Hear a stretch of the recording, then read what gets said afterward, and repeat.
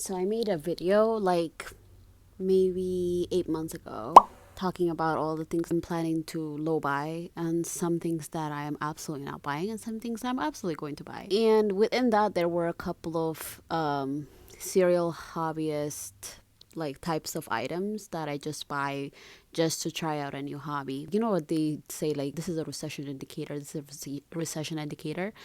I think that's like a symptom of late stage capitalism. Go on this with me.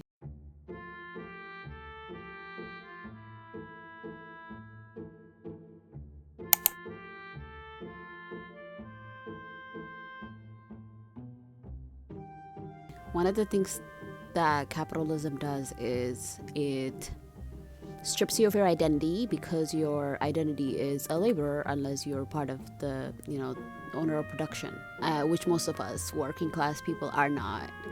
I feel like in turn that turns you into a very individualist, like a property worshiper, item worshiper. Your identity becomes really entangled with items and things and material goods and convenience. And that means you are spending a lot of time by yourself. You have your own apartment because you're most likely not living in a communal space, even if most of your paycheck is going toward your rent or utilities and all that. You could be sharing that with someone else. But the idea of laboring all day and coming home to share it with your roommate who you absolutely don't even want to talk to, it creates like this push or desire of isolation and privacy, because it's like the last thing you want to do after a full day of let's say a 9 to 5 corporate job, like best case scenario. The last thing you want to do is like come at home and talk about what's going to be for dinner and how your day was, especially if you're not partnered. Like, why would you do that? Like, we just don't have those contexts of or left references of relationships. When that isolation continues to deepen and you are spending more and more time by yourself, you start to look for ways to find joy and identity and exploration and excitement, which are things that usually come in a collective community of sort, maybe through like watching a performance together or talking for hours or like sitting around a bunch of cooking, dancing and other communal things. But now you're spending that whole time on your bed probably, or on your couch. So you're going to want to find new ways of identity, because those are not good things. Nobody wants to be a laborer and a couch sitter. Nobody wants to do that. The most frowned thing you can be is not a laborer. It's not an exploiter. The most insane thing you can do under capitalism is be boring. Because it's not that like most people are not boring or don't have a stripped of identity, but they either perform it via stuff or actual fulfillment and disrupting what actually fulfillment means. And so the creation of buying stuff as a form of identity, be you know someone who colors in their free time and that's your new identity, someone who crochets in their free time, someone who plays pickleball. Most of these hobbies are like very harmless on their own. They're actually really great and beautiful, but when they're paired with when that identity comes and goes, like a new hat every 3 months, to find an identity that is in alignment with the thing or the gear you accessorize with, tends to be, I think, shopping more than it's a hobby. But I think there's a conflation that is happening, and I find it fascinating, because even me, like when I really seriously got into filmmaking and just like really working with cameras and stuff, like I wanted to take better photos, I wanted to make better videos and make better films. I was like confusing that with the quality of the gear. So I got really into, I think I wasn't taking photos at least for 2-3 years because I was looking for the right camera, even though I had maybe 2-3 cameras that weren't like anything over 400 or 300, but I spent such a long time trying to research the best camera, and I found it. I was very excited, and then I didn't take any photo for 2 years with it. It just sat collecting dust. It hit me, but also I was like, I need to do something about this. And that thing I wanted to do was to put a freeze on hobby gadgets, I would like to say. So any new hobby I'm picking up, I cannot buy anything new. Like maybe for about like a month or something, I've been going to a lot of art events and, painting and doing stuff. And because I was thinking a lot about watercoloring and stuff, and I have one watercolor kit, like one canvas and just one palette, and it's very cheap. Maybe it was like less than $4 or something. I like right away, I had this moment of like, I should get back into watercolor because it's been maybe 2 years since I picked it up. First instinct is literally like go out on Amazon and find like if there is watercolor kits. Instead of like going to do the watercoloring, I'm thinking about like purchasing a watercolor kit. That's sick. So obviously I'm on my band, but also like I had a thing in my mind like that doesn't make sense because I've done that before and I'm very well aware of my patterns. A lot of people are finding a gap in who they want to be and who they are. To fulfill who you want to be, or like the identity that you aspire to be, it's like grounded in reality, like not like I want to be a celebrity or whatever, but like I'm gonna use an example that I'm familiar with. I want to be a runner. Like that was something that I really wanted to do, and I kept thinking about it. I bought the shoes. This was like pre-pandemic. Kept watching running vlogs. I kept watching running stuff, but I like did not go out for a run in like years. I literally had no excuse, but I was like, oh, I don't have the right shorts, I don't have the right leggings, it's not the right temperature, all the things. But in my mind, already I'm a runner. Like I know, but that's not true. And so finally, since I was putting this much work just to find out about running and like everything about running, one day I just kind of went out and ran. So until I did that, like it never occurred to me to run. In my mind, I was like, I need to get all the prep items before I could run. And even after I get those prep items, I kept researching about the perfect way to do it, the right way to do it, so that I don't injure myself. The people who have been injured before, how should they run? Like all this research and vlogs, it was wild. Then enough research that it was so oversaturated that I actually got kind of bored about it. When consumerism is the first thing that like we think about, the hobby kind of becomes obsolete. It really stops being relevant because it's like it's not really the hobby anymore. You're trying to fulfill something else. Hobbies, a lot of the time, pre-internet at least, not that I don't remember a lot of time before the internet, but and the times that I remember, because I lived also in an overexploited country in Ethiopia, hobbies were something that organically grew, or you saw other people do it near you and you do it and you try it, and if you like it, you stick with it. My friends played a lot of soccer and I played with them because it was a thing that we commonly did. We were also kids, so like hobbies are different. And I feel like a lot of adults now, or grown adults who did not have the time and the capacity and the childhood to be able to have a consistent hobby, whether it was enforced by their parents, like because you have to do this language or you have to do this sport, or it is something that they picked up organically, like chess or I don't know, reading. It always happened in some organic manner. If you don't like it, you walk away. At least for most kids, right? I think we treat hobbies like the turnover is so fast, and I don't even think we even spend time trying the thing, like the actual thing, trying the hobby.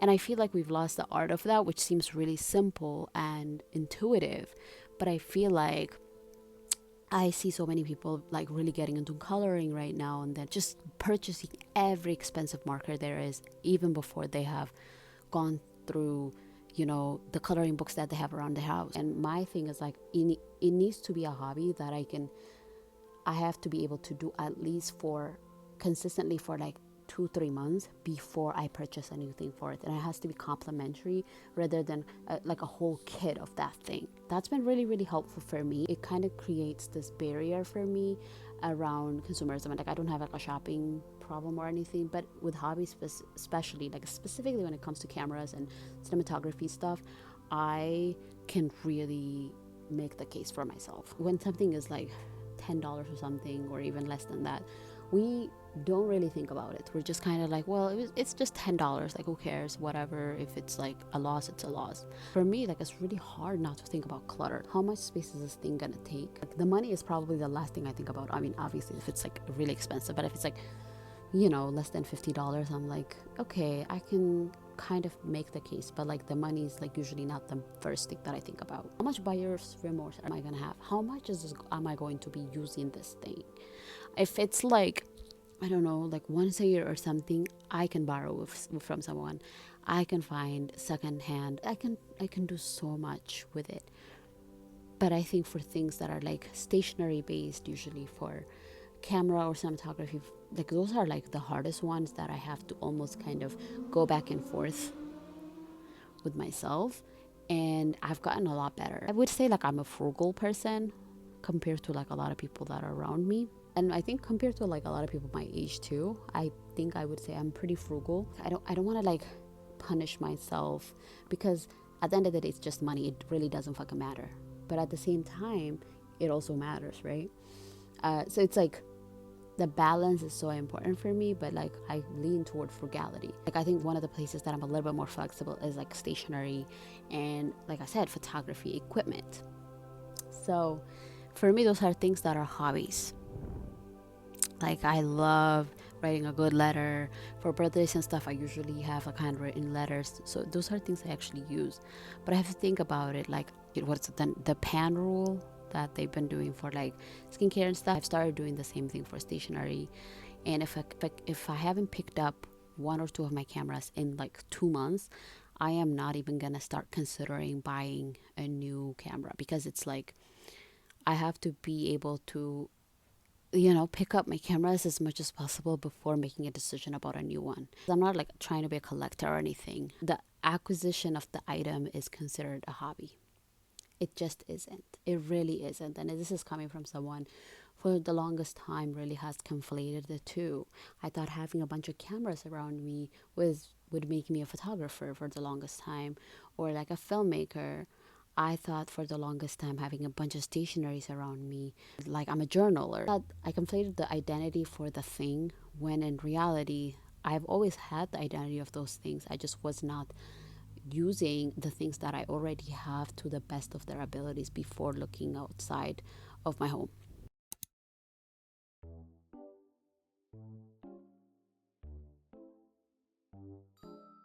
One of the other reasons that I think hobbies have been conflated with identity and consumption in the US specifically is, again, it's not organic, like I said, but also I feel like it's too like rigid. Hobbies are not supposed to be an interchangeable or a synonym of your identity. You can like soccer, or like, let me just choose a very expensive hobby. Let's say you are really into golfing, okay? That's your hobby.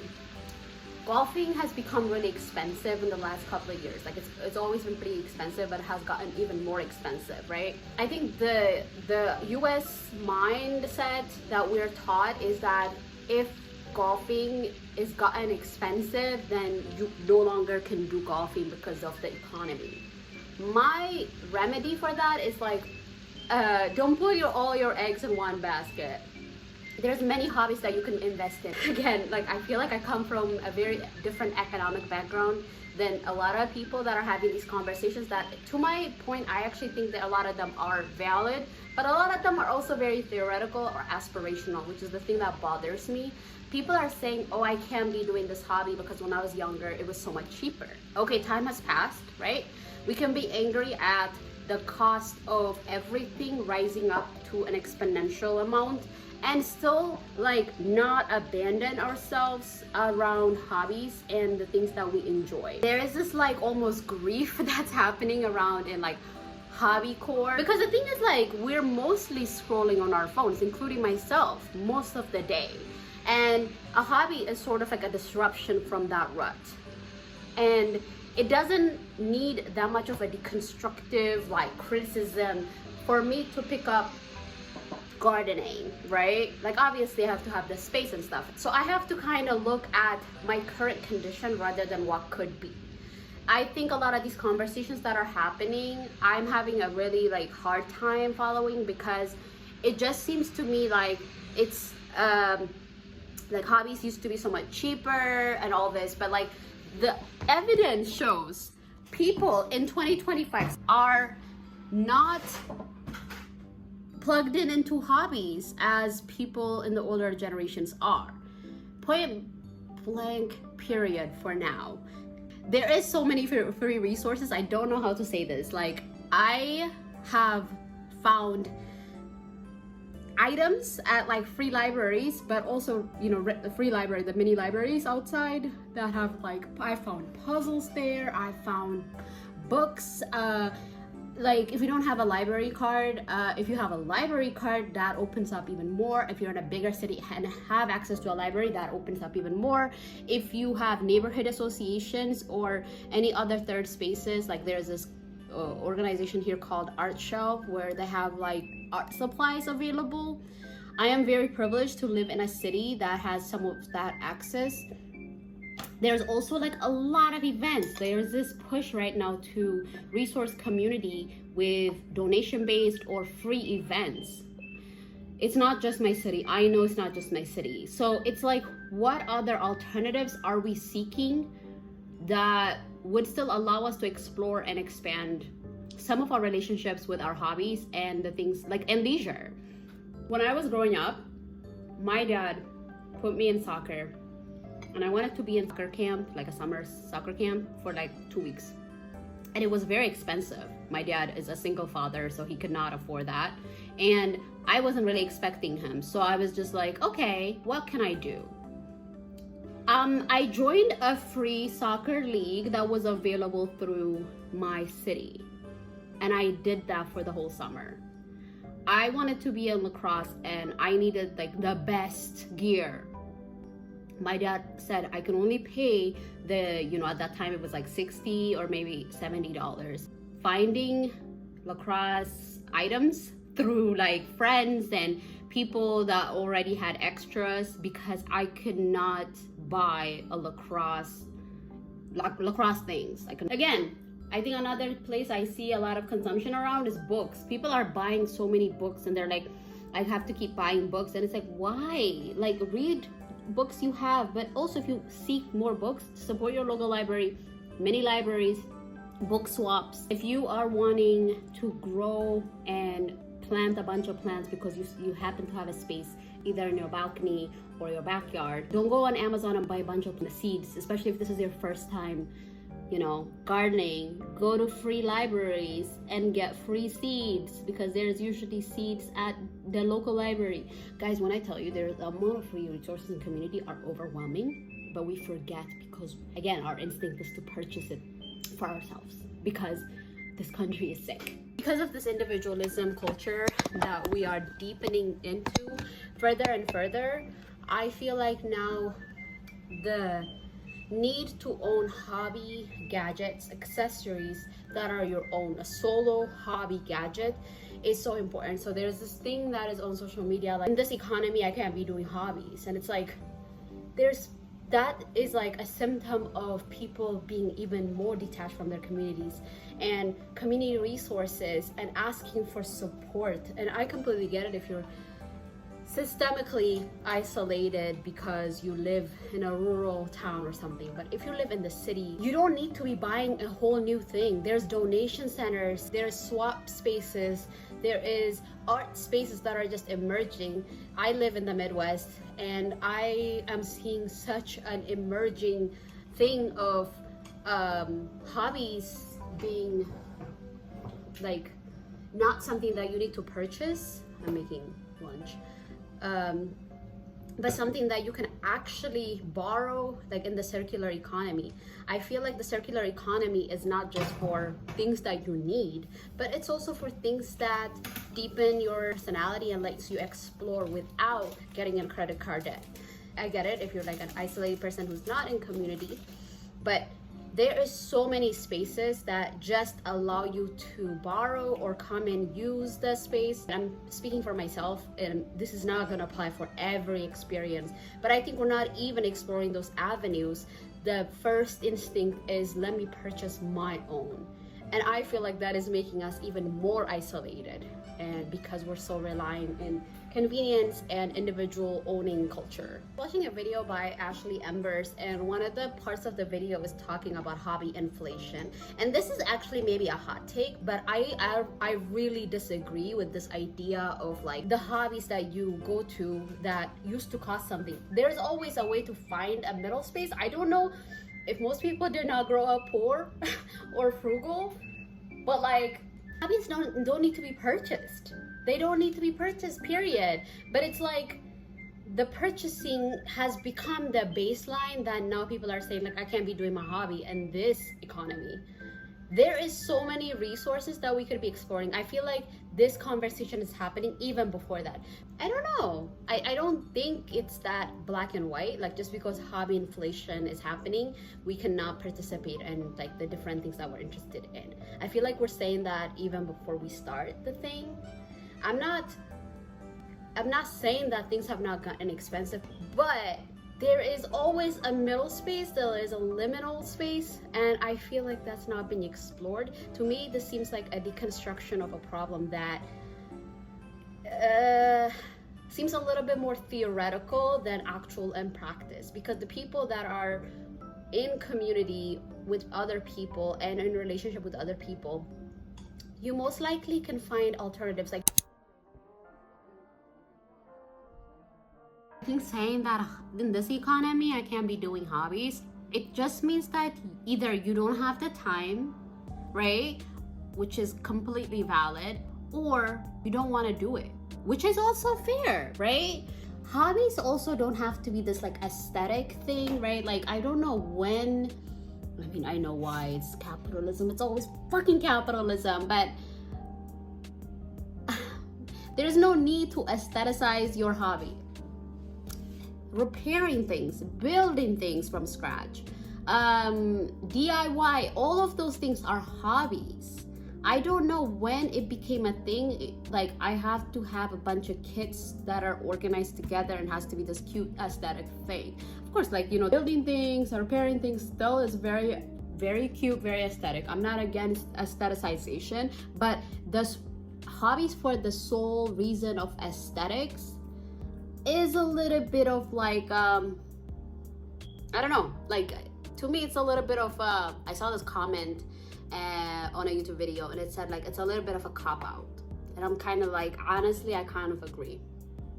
Something that has also ruined hobbies for a lot of people, and like the fact that we have to go through like 500 hobbies in a span of like 6 months time, is because of the obsession of mastery. I've always been that person that's like master of none, but like I've been interested in many things that have pulled my attention to, but then I found myself looking at other people, like how they paint, how they do cinematography, how they interact with their photography equipment, and what type of like things that have come out of the things that is supposed to be hobbies, how many books we are reading. Everything has a milestone now. Hobbies are not done for the outcome, or like most of the time that's not the objective. The objective is not to replicate productivity. It is to have leisure, period. To have leisure, but also maybe to fix something, to repair, to mend something, to grow something. But I don't think it's this hustle culture. The way that hobbies are talked about, especially online, is that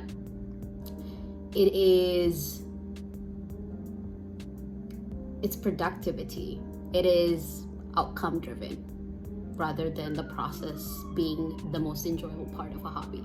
So hobbies are something to either be commodified or to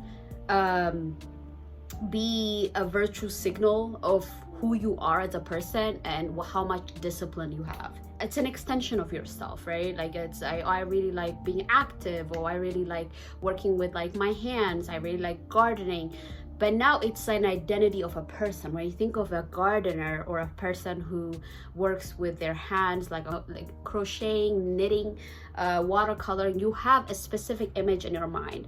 That used to not be a thing, not as much as it is now. Maybe my memory is failing me, but it's like everything that we do has some sort of like, it has to have an outcome. Pre-2016, I don't think I was on like Goodreads, like counting how many books I was reading. We have too much information about other people and what other people do with their time, how other people spend their time, how other people aestheticize their life. So it's almost like we're mimicking. My cousin said this a couple of days ago.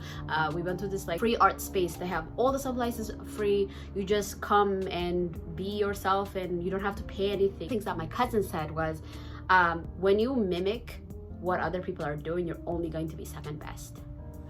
And I think it was an interesting observation, because it was a conversation about like this metric of like, am I a good artist even to paint? Am I even like worthy of putting my work on this canvas because it's not good enough? So it's this perfectionism that is really again like a symptom of capitalism and commodified culture that is making us think that the only way to do things is so if they have an outcome, if they have something that we're producing at the end of it. Hobbies are like the biggest fuck you, the biggest like disruption, or supposed to be, but I think we have turned them into this competition and who can be the most quirky and coolest person out there. Do you know what I'm saying? At the end of the day, we're all trying to find identity outside of work.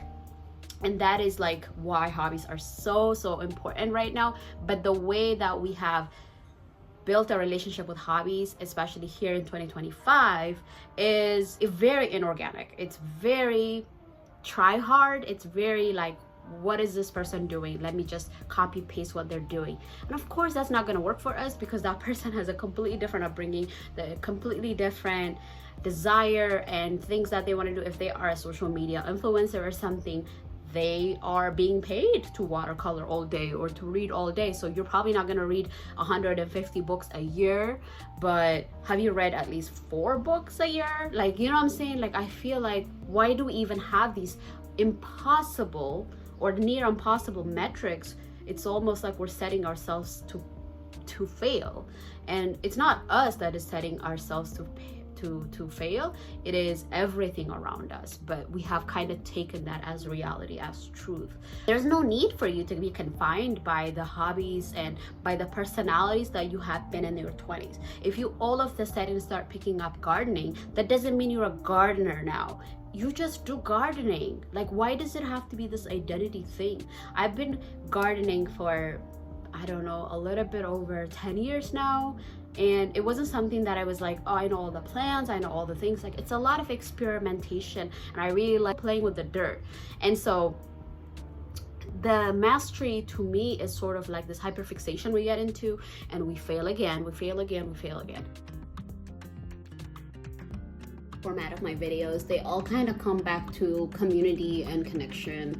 And honestly, that is sort of the point, because people talk about how kids sports is very expensive. America is very weird. Let's just start there. The fact that you have to sign up your kid to be a part of the sport, and also you're buying the uniform or paying for the uniform, and you have to be a part of some sort of like a fundraising team like the Booster Club or something. It takes a lot of commitment and time and energy and resources to do that. But I think it's also, in a way, a little bit of a status symbol to put your kid in soccer, to put your kids in, I'm trying to think of other sports, like tennis, because it says something about you as a parent. My cousins grew up like that. My cousins, I remember them being in karate, doing instruments, them being like in, in band, all of these things. Hobbies were something that never paid in my family. The most hobby that my dad enforced was for me and my sister to have something active after school. And the rest of the hobbies were free. I was in speech, I was in debate, I was in different clubs that did not cost money. And it just kind of makes me think about like when parents are really like fixated on paying for their kids' activity, and that's the only way their kids get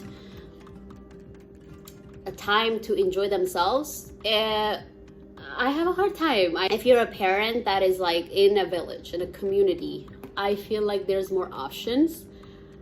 But I don't think we like, it says something about like that person as a parent to put them in a specific sport and for that kid to continue to have specific discipline or productive relationship with their hobby. They have to get better. I don't know, because what is leisure then? When do you get to do leisure? Because if you are in a sport that your parents put you and you don't even really enjoy it and your parents are paying for it, and then you get to college and you kind of like, you know, fuck around if you really want to disrupt shit, but like you still continue that. At that point you have even less time, and then you go to, let's say you don't go to grad school or anything, you go to the workforce right away, you have even less time to explore your hobby. So like, when are you supposed to play around and explore hobbies that are very like low stakes? Like low stakes hobbies is sort of, to me, a very good baseline for kids to understand and know what they like.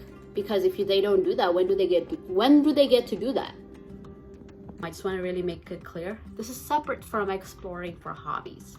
Exploring for hobbies and finding your identity is a beautiful thing, and I think we should all get to do it. But if you're exploring forever and you haven't landed at a place, it's because you haven't spent, this is my hot take, it's because we haven't spent enough time with that hobby. When it gets hard, when we're not the masters, we're not the perfect, you know, person that we have aspired to be, and we don't get it at the first try. Like there's so much stuff, hobby stuff in our house, and if you look around your house and you see like, oh, I have watercolor, I have crochet that is unfinished over there, I have some knitting supplies over there, I have like really like extra like seeds that I was gonna plant, like, you know what I'm saying? If you look around, you will find a ghost of hobbies past that you never taken the time to explore. My call of action for this video is look around your house. Do you see any ghosts of hobbies from the past that you thought you were gonna get into and you dropped it because you saw something on social media and you decided, oh, I'm gonna try that thing, and then you did that over and over and over and over again, and now you are having like a hobby fatigue almost? Yeah, that's a question.